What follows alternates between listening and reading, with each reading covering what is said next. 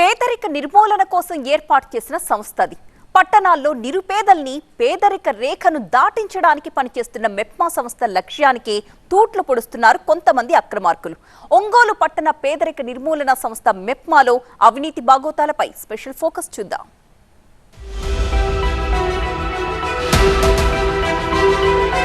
ఒంగోలు పట్టణ పేదరిక నిర్మూలన సంస్థ మెప్మాలో దొంగలు పడ్డారు. బోగస్ స్వయం సహాయక గ్రూపులను సృష్టించి కోట్లు కొల్లగొట్టారు. 6 ఏళ్లుగా యథేచ్ఛగా సాగుతోన్న ఈ అవినీతి బాగోతాలు ఒక్కొక్కటిగా వెలుగులోకొస్తున్నాయి.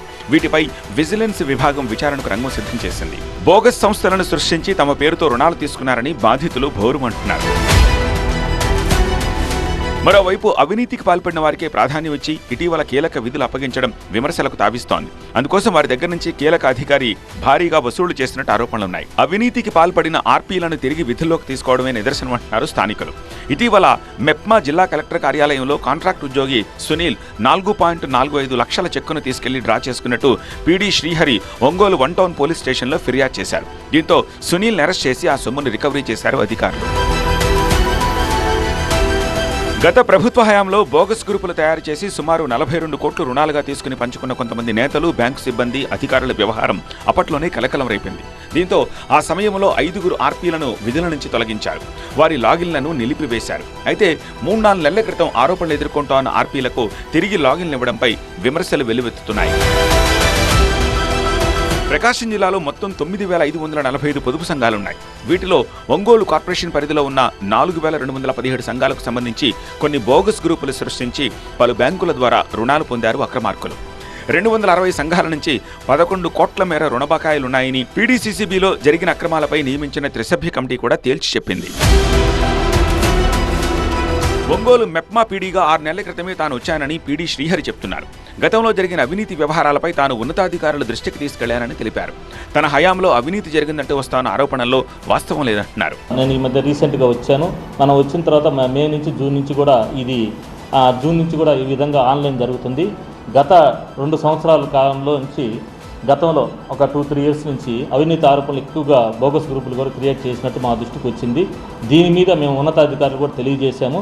దీని మీద కూడా ఒక విచారణ కమిటీ చేయమని కూడా జరిగింది. మరియు గౌరవ ఎమ్మెల్యేలు కూడా తెలియటం జరిగింది. మెప్మాలో నడుస్తోన్న ఈ అవినీతితో పొదుపు సంఘాల సభ్యులకు తీరని నష్టం వాటిల్లుతోంది.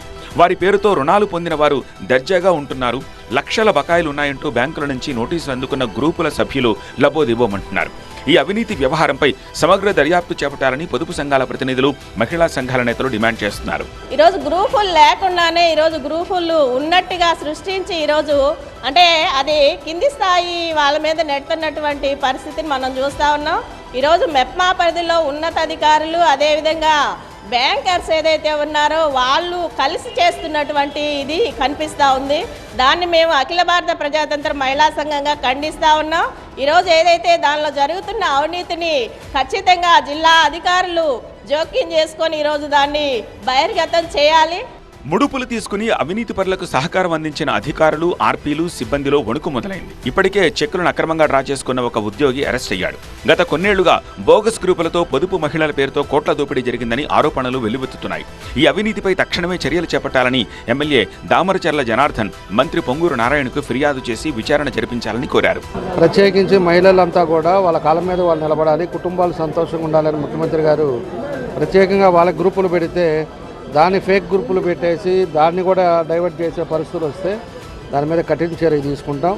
దాంట్లో ఎవరు ఉన్నా సరే, అధికారులు ఉన్నా, బయట వాళ్ళు ఈ గ్రూపులు ఆర్పీలు కానీ ఎవరున్నా ఉన్నా వాళ్ళ మీద కఠినంగా తీసుకోవడానికి కూడా నిర్ణయించుకున్నాం.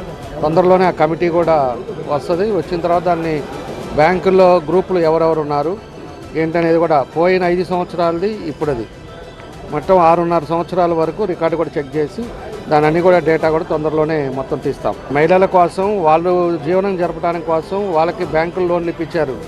అంతేగాని ఎవరు పడితే వాళ్ళు కార్పొరేటర్లో లేకపోతే ఇంకోలో తీసుకోవడానికి కాదు. ఎవడు అవినీతి చేసినా కూడా దాన్ని వదిలేదు. తాము తీసుకొని రుణాలపై బ్యాంకు నుంచి నోటీసులు రావడంపై స్వయం సహాయక గ్రూపుల సభ్యులు ఆందోళన వ్యక్తం చేస్తున్నారు. తక్షణమే అధికారులు చర్యలు చేపట్టి అసలు నిందితులను గుర్తించి శిక్షించాల్సిన అవసరం ఉంది. అంతేకాక బాధితులకు న్యాయం చేయాల్సిన బాధ్యత కూడా ఉన్నతాధికారులు, ప్రభుత్వానికి.